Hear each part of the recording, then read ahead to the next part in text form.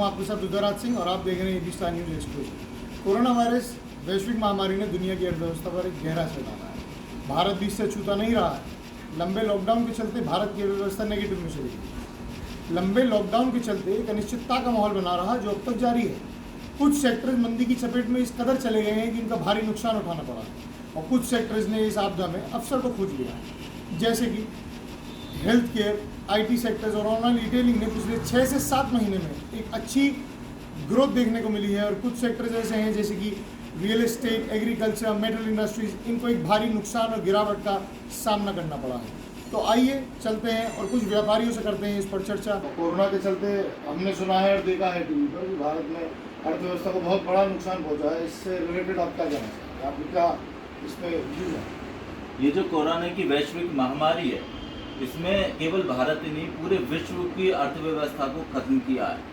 हमारे जो कृषि क्षेत्र है उसने थोड़ा ग्रो किया है 3%, लेकिन बाकी सब 29% तक डाउन गया है। तो जो सरकार की जो नीतियां रही हैं, उन्होंने कह तो दिया कि आत्मनिर्भर आप बन जाइए, लेकिन आत्मनिर्भर बनने के लिए उन्होंने कोई भी चीज़ पटल पर नहीं दी है। ग्राउंड लेवल पर हम खाली हाथ पहले थे और अभी भी खाली हाथ नहीं है। सरकार की कोई ऐसी नीति नहीं आई है कि आपको इलेक्ट्रिसिटी फ्री में दी जाएगी या कम रेटों पे दी जाएगी अगर आत्मनिर्भर के तहत आप कोई काम करते हैं, या आपको ऋण में पहले से ज़्यादा सुविधा दी जाएगी, या आपको ऋण लेने में ये छोटी छोटी चीज़ें और ज़्यादा सुविधा मिल जाएंगी। तो ऐसा तो कुछ सरकार ने किया नहीं है। हमसे ही कह दिया कि आप आत्मनिर्भर बनो पूरे देश के लिए।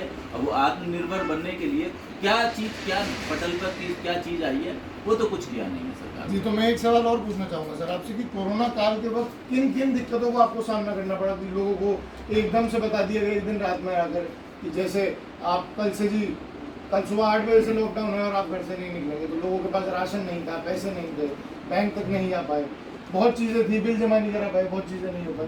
तो उस पर आपको क्या आप कुछ कहना चाहेंगे? कोई चीज़ हासिल करने के अलावा हमारे जैसे उद्यमी थे, उनके एक साथ फैक्ट्री बंद हो जाने के कारण उसमें जो रॉ मटेरियल था वो भी सारा खराब हुआ। अगर मेरी कोई फल की दुकान है, छोटे से लेकर बड़े तक, उद्यमियों से लेकर और छोटे ठेले वाले तक, सब लोग एक साथ अनिश्चित काल के ऐसा वो हुआ है।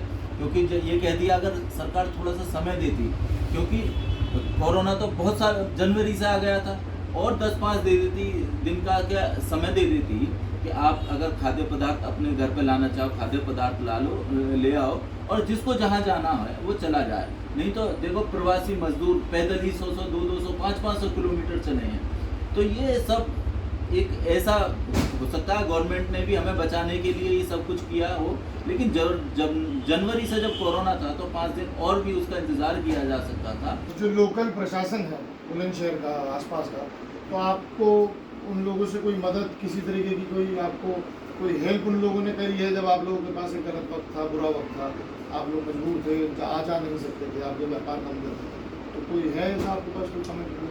जो प्रशासनिक अधिकारियों ने तो जितना जुल्म ढाना चाहे उतना ढाया, और हमने ही व्यापारियों ने ही निकल के प्रशासन की और प्रवासी मजदूरों की मदद करी है। सुबह शाम खाना बनवाना, वहाँ तक पहुँचाना, क्योंकि कोविड में ये लग रहा था उस समय किसी को एक कुछ छू लिया तो हमें सबको पता ना मौत आ जाएगी। ऐसी परिस्थिति में भी व्यापारी गया, उसने खाना खिलाया सबको, प्रवासी मजदूरों को अपनी दुकानों में से निकाल के सामान दिया। तो ऐसे समय पर तो व्यापारी ही काम आया। तो क्या आपको लगता है कि क्या सरकार की जितनी भी मुहिमें चलाई गई कोरोना के वक्त और कोरोना के बाद आज तक चल रही है, और अब हमें लग रहा है कि दोबारा से जैसे केसेस बढ़ रहे हैं, महाराष्ट्र में बढ़ रहे हैं, मध्य प्रदेश में केस बढ़ रहे हैं, कई जगह इंदौर में, भोपाल में, कई जगह पर नाइट कर्फ्यू लग गया है, मुंबई में भी यही हाल है।